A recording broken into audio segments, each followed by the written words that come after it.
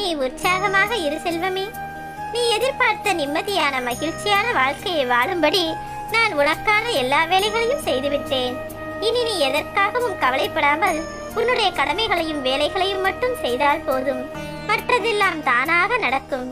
எத்தனை தோல்விகள் எத்தனை துன்பங்கள் உன்னை ஆட்கொண்டாலும் சரி, அத்தனையையும் முடித்து வைத்து உனக்கான இன்ப காலத்தை நான் கொடுக்கப் போகிறேன்.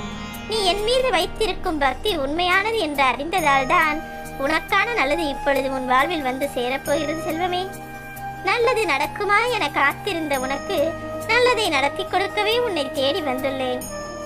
உன்னை காக்கும் கடவுளும் நான் தான். உன் கஷ்டத்தை விலக்கப் போகும் ஆபத் பாந்தவனும் நான் தான். கவலைப்படாமல் தைரியமாக இரு செல்வமே.